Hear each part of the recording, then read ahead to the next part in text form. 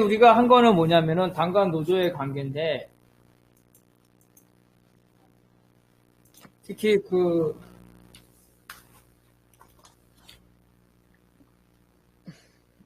마르크스, 레닌, 그 다음에 로자, 그람시 이렇게 했던 건데, 이 주장이 개별적인 당과 노조의 관계에서 이게 전국적인 정당이죠. 전국적인 정당, 지역 정당이 아니라 전국적인 정당과 총연명의 관계에 적용할 수 있냐 이거. 그지? 그래서 우리는 이거를 유추할 수 있다는 거죠. 약간 다른 점이 있어. 다른 점이 뭐냐면 당의 노조에 대한 지도라는 건데, 이게 지역 차원, 그죠? 지역 차원이나 소규모 정파, 소규모 노조에서는 이게 잘 작동하지만 100만 명이죠, 그죠? 몇백만 명, 수십만 혹은 수백만의 당원과 노조에서는 작동하기 어렵다는 거. 서유럽에서도 이미 증명됐어요. 민주노총 지난번에 여러 번 말했죠. 지금 민주노총에 정파들이 많어. 뭐 전국회의도 있고, 그다음에 노동자연대도 있고, 그죠? 네. 그리고 무슨 전진도 있고 이런데, 이런 정파들이 개별 노조를 장악하고 직접적인 지도를 할 수 있지만 총연맹에 대한 지도는 불가능하죠?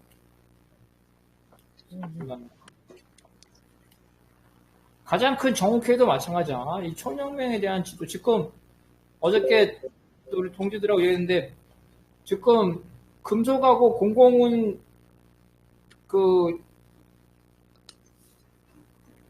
정국회의가 잡지 못했잖아, 그지? 민주노총에서 가장 커다란 조직이 공공화학 금속인데, 그 정국회의가 잡지 못했어요. 그 커다란 정국회의도 총연맹을 마음대로 할 수가 없어요. 그래서 유추를 하는데 그대로 적용할 수가 없다는 거예요. 이게 이제 이 기본적인 얘기들이에요. 그래서 우리가 방금 했던 것들에서 그 원리만 봐야 한다는 거지. 첫 번째 원리는 마르크스의 노동계급의 자기해방의 원리라죠. 이거는 당과 노조가 따로따로 존재를 해야 된다는 거죠. 그리고 레닌에 따르면 이 당이 노조에 대한 정치적 지도를 해야 돼. 이 정치적 지도가 아까 말한 대로 노조와 당의 규모가 커지면 실제로 이러한 정치적 지도가 갈수록 어려워진다는 거예요. 어려워진다. 이게 이제 특히 서유럽 같은 경우는 더 어려워진다는 거예요. 그래서 내년 시기에는 전국적인 정당이 아니라 지역 정당이라든가 지역적인 노조죠. 이럴 때는 가능하지만 수백만, 수십만 명에서는 어렵다는 거예요. 그래서 로자가 그런 얘기를 하는 거야. 야, 우리 유럽은 러시아하고 달라. 니네는 노조원 몇만 명이지만 우리는 수십만 명, 수백만 명이야. 이게 어떻게 지도라는 게, 조직적 지도라는 게 가능하겠냐. 대중의 자율성이 중요하지. 그래서 이런 얘기를 한 거고. 그래서 그람시는 두 개를 절충한 거죠. 유럽의 혁명은 점진적인 진지전이고 러시아의 혁명은 기동전인데, 유럽에서는 평상시에는 러시아처럼 그런 기동전 이렇게 어렵기 때문에 평상시에는 진지전을 해야 된다고 그랬어요. 이데올로기 투쟁을 하고 중간 계급에 대한 투쟁을 하고, 그러다가 러시아처럼 급박한 상황이 생기면 기동전으로 바꿔야 된다. 그런 얘기를 했다는 거고, 트로츠키는 이제 레닌, 스탈린, 특히 스탈린과 대항하면서 스탈린의 관료주의에 저항을 했죠. 그렇게 되면서 하나의 당이 있어야 되는데 당이 민주주의를 취하지 않으면 당이 분열될 수 있다. 사회주의 정당에도 노동계급의 당이 여러 개가 나올 수 있다. 이렇게 해서 당이 민주화가 안 되면은 분열될 수 있다. 일정 부분 맞는 말이에요. 당이 민주화가 안 되면 분열될 수 있다. 맞는 말인데 그걸 너무 강조해가지고 당이 분열되는 걸 당연하게 받아들인 거예요. 이거는 문제라는 거야. 그래서 그 한계선, 트로츠키는 그 한계선에서 왔다 갔다 하는 거예요. 처음에 당이 민주화가 안 되면 당이 분열, 여기까지는 우리가 받아들일 수 있어요. 당연한 말이지. 민주노동당도 그래서 분열된 거지. 근데 그게 아니라 오히려 분열이 자연스럽고 당연한 거라고 뒤에 가서 말해. 이거는 되게 종파적인 거예요. 왜냐면 스탈린주의를 비판하면서 자기의 노선, 트로츠키주의를 따르는 그러한 독자적인 정당을 만들고 싶어 하는 거죠. 이게 거기서부터 이제 트로츠키가 문제를 일으킨 거예요. 트로츠키의 스탈린에 대한 비판은 정당하지만 그 정도가 지나쳤을 때는 정파적이다는 거죠. 예를 들어서 현재 민주노총을 정파별로 쪼개가지고 가자. 이게 이런 것들이 바로 정파적인 거죠. 근데 트로츠키주의에서는 일부 극단적인 입장에서는 그런 식의 입장을 취할 수가 있다는 거예요. 그래서 당과 노조의 관계에서 제일 중요한 걸 보긴다면 대표성. 당도 노동계급을 대표하고 노동조합도 노동계급을 대표해요. 그 대표의 성격이 다르죠. 당은 정치적으로 대표하고 노조는 경제추정에서 대표하는 거고. 두 번째는 자주성. 당과 노조가 따로따로 있어야 되고 당이 노조를 정치적으로 지도해야 되지만 노조의 자주성을 침해하면 안 되죠. 그리고 민주성. 노조 내에도 당 내에도 관료가 생길 수가 있어요. 그래서 내부적인 민주주의가 있어야 되고 이 대중들, 그렇죠? 대중들이 바로 조합원 민주주의, 당원 민주주의 이런 조직 민주주의가 있어야 된다. 이 세 가지 관점에서 생각할 수 있다는 거예요. 그래서 첫 번째 경합성의 문제는 노동조합과 정당이 모두 다 노동계급을 대표하고 있어요. 그렇지만 대표하는 내용이 틀리다랬죠? 정당은 정치추정을 주로 하고 노조는 경제추정을 주로 해요. 그래서 서로 긴장될 수가 있어요. 무슨 말이냐면 당은 정치추정을 중심으로 하니까 노조한테 정치적 총파업을 강요할 수가 있어. 조합원들은 전혀 그럴 생각이 없는데 지금 그런 거지. 윤석열 내일 탄핵 총투표 하잖아. 그러니까 우리 민주노총이 내일 총파업해야 돼. 이렇게 주장하는 거야. 그게 맞는 말이에요? 실제로 민주노총 그렇게 했죠. 그게 맞는 말이냐고. 근데 민주노총 총파업이 어떻게 했는지 얘기했죠. 2시간짜리였다가 2시간. 우리가 논쟁되는 총파업은 그런 2시간짜리를 말하는 게 아니야. 진짜 모든 나라를 올스톱하고 모든 노동자들이 봉기하는 총파업을 말하는 거, 이 당시에는. 지금 그 불가능한 일이죠. 조합원들이 그거 따르지도 않고 그것도 잘못된 거죠. 그죠? 왜냐하면 일반적인 조합원들은 노동자들은 먹고 사는 문제 되게 중요시하는데 아무리 윤석열 탄핵이 중요한데더라도 내일 아침부터 저녁 때까지 아무것도 일하지 말고 전부 다 광장에 나가가지고 데모하자고 결정을 내리고 실제로 그렇게 공장에 일하는 노동자 있으면 조합원들이 노조가 간부 가가지고 나가라고 이렇게 강압적으로 할 수 있냐. 이거 못한다는 거지. 반대로 노동조합은 맨날 당한테 자기 경제적 이해관계만 요구 부탁을 해. 그래서 당이 그걸 못 받아주면 민주당으로 가버려. 민주노동당한테 뭐 요구한단 말이야. 근데 민주노동당에 실력이 없어. 그러면 민주당한테 가버려. 이런 식이에요. 그래서 노조는 경제투쟁, 당은 정치투쟁 이런 부분이 있어. 둘 다 노동조합을 대표하지만 갈등 관계에 있을 수 있다는 거죠. 그래서 이런 갈등 관계에서 사실은 정치투쟁이 우위라는 거죠. 정치투쟁이 우위라는 게 맞아. 그리고 당이 노조에 비해서는 훨씬 선진적이지. 조합원들이 모두 다 당원에 가입하는 건 아니죠. 조합원의 상층들만 당에 가입해서 당이 선진적이고 정치적 지도를 받아야 되는 거는 맞죠. 그렇지만 당의 당이 노조의 자율성을 박탈하면 안 된다는 거야. 그리고 자율성 문제는 두 개의 조직이 서로 독자적으로 있어야 된다. 각각의 역할, 노조는 경제추쟁을 중심으로 하면서 정치추쟁으로 나가고, 당은 정치추쟁을 중심으로 하지만 노조의 경제추쟁을 무시하지 않고 그걸 결합시킬 수 있는 힘. 만약에 내일 탄핵이 한다 그러면은 어떤 걸 맞춰가지고 그 경제적 요구사항하고 같이 맞춰서 총파업을 하자고 하면 되지. 근데 어쨌든 전국적인 단위에서 정치적 총파업과 경제적인 요구를 일치시키기는 상당히 어려워요. 지난번에 말했죠. 96년에 구조조정 같은 경우는 모든 노동자한테 관련이 되죠. 그래서 이런 구조조정 반대와 안기부법 반대 이렇게 경제추쟁과 정치추쟁이 결합시켰죠. 노조 정당은 바로 이런 정치추쟁과 경제추쟁을 결합시키는 능력이 있어야 돼요. 그래서 그람시가 아까 말한 대로 그러한 거를 예술적으로 잘 결합해야 한다는 얘기입니다. 서로 노조와 당은 상대방이 서로 원하는 걸 뭔 줄을 알면서 상대방의 요구도 받아주면서 자기 요구도 관철시켜요. 그렇지만 정치적인 측면에서는 당이 노조를 정치적으로 지도해야 되는 것. 그 다음에 상호 자주성, 지도라는 게 노조의 자율성을 무시하지 않는 거랍죠. 지도라는 거는 소련의 스탈린식의 지도는 뭐냐면 당의 결정이 이런 거야. 그러니까 노조는 따라야 돼. 이런 식이 아니라 당의 결정이 있으면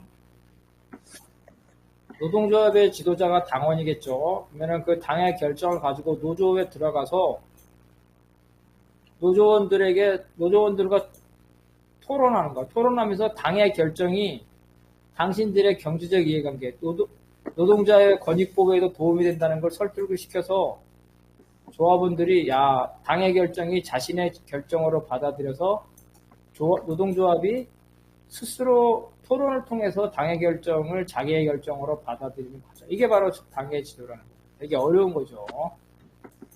되게 복잡하고 귀찮은 거야. 그렇기 때문에 사회주의 국가에서 그냥 빠르게 하는 거야. 처음에는 사회주의 국가에서 제대로 하려고 했겠죠. 근데 시간이 지날수록 이제 관성이 비키니까 나중에는 당의 결정을 노조에다가 공문으로 보내겠죠. 당은 따라야 되는. 이런 식으로 형식주의로 될 수가 있다는 거예요. 그렇게 돼서는 안 된다는 거예요. 그래서 조직적 지도가 아니라는 거야. 조직적 지도는 따라야 되는 거죠. 조직적 지도라는 건 뭐냐면 상부가 결정을 하면 하부가 따라야 한다니까. 당과 노조는 상부와 하부의 관계가 아니라는 거야. 민주노총 중집에서 결정을 하면 저기 단위 노조도 따라야 되죠. 이거는 조직적 지도라는 거야. 근데 당과 노조는 이러한 상하 관계가 아니라는 거예요. 상하 관계에 의한 다수결에 의한 강제적 방식을 하면 안 된다. 다수결에 의한 강제적 방식은 또 뭐냐면 노조에 당원이 많어. 노조에 당원이 많단 말이야. 그래가지고 토론도 안 하고 대의원 다수가 당원이야. 토론도 안 하고 그냥 대의원의 다수결을 결정하는 거야. 이런 말이야. 정파도 마찬가지죠. 다수 정파가 대의원을 다수를 점하고 있어. 그러니까 조합원 일반하고 토론 과정을 거치지 않고 그냥 자기네 대의원이 다수니까 대의원대회에서 그냥 표결로 해서 처리해버려. 이거 안 된다는 거. 노동조합의 대중적 자발성을 발동시켜야 된다는 얘기지. 그래서 로자 룩셈부르크가 그런 말을 했죠. 노동조합을 자발성이 없는 수동적 존재로 만들면 안 된다. 당이 항상 절대 무오류다. 이렇게 생각하면 안 된다. 당도 오류를 할 수가 있지. 마르크스는 이렇게 균형 잡힌 입장을 가지고 있었다는 거예요. 당이 정치적인 우위가 일반적이지만 노동조합을 종속시키면 안 된다. 그런 얘기를 했다는 거고. 그리고 당과 노조의 관계에 있어서 당이 잘못할 수가 있죠. 그러면 노조가 비판할 수 있지. 노조가 잘못하면 당이 비판할 수 있지. 이런 관계가 된다는 거예요. 당이 잘못했는데 노조의 관료들이 자기가 당원이죠. 내가 당원이기 때문에 당이 잘못해도 나는 무조건 방어해야 돼. 그래서 조합한테 가가지고 조합원들한테 당의 결정은 무조건 맞습니다. 이런 식으로 하면 안 된다는 거죠. 당이 잘못하면 노조에서 토론을 해서 우리 노조에서 토론한 결과 당이 이런 부분이 문제가 있습니다 하고 이렇게 얘기를 했다는 얘기예요. 반대로 당에서는 노조가 잘못하면 지적을 해야 돼요. 방영환 투쟁이 마찬가지죠. 방영환 동지가 죽었는데 자기 조합원이 죽었는데 그 다음날 바로 노동조합에서 합의해달라고 합의금하는 그런 걸 하고 사측한테가 합의해달라는 합의문 요구안을 전달했잖아요. 그럼 노조가 잘못한 거잖아요. 공공운수하고 택시과. 그러면 노동당이 그 노조 안에 자기 당원이 많기 때문에 노동당이 야 그렇게 하면 안 된다. 우리 당원과 노조원이 분신했는데 어떻게 투쟁도 안 하고 협상을 안 이렇게 하는 게 당이 노조를 지도한다는 거. 근데 그게 아니라 노동당은 거꾸로 이 노동조합에 자기 상근자도 많고 거기서 돈도 나오고 사람도 나오고 하니까 당이 노조를 지도하는 게 아니라 당이 노조를 쫓아가다녔죠. 오히려 노조가 잘못한 거를 감추려고 해요. 방영환 열사가 유서를 갖다가 썼는데 그 유서에 노조한테 노조를 탓하는 내용이 따라가지고 그 유서를 공개하면 안 된다고 유서를 공개하지 말라는 걸 당의 대책위원회에서 결정하고 아주 노조의 입장을 쫓아내는 거고요. 당이 노조를 지도하는 게 아니라 이런 방식으로 하면 안 된다. 서로 견제해야 되고. 야, 내일 그거 없지? 응? 나 내일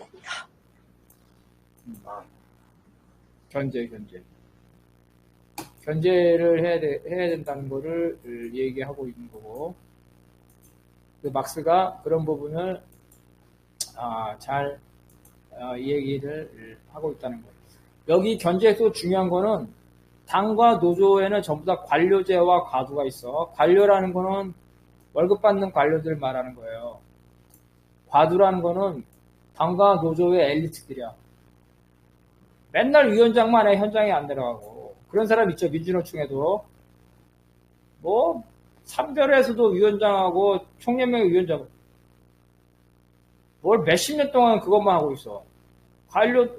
관료의 경우에는 또 뭐 이제 꼭 나쁜 건 아닌데 그래도 현장하고 돌아가면서 해야 되는데 평생 관료만 한다는 거죠. 그래서 관료와 엘리트가 당에도 관료와 엘리트가 있고 노조에도 관료와 엘리트가 있어요. 근데 이것도 극복해야 돼. 근데 이건 개인의 문제기보다는 시스템의 문제야.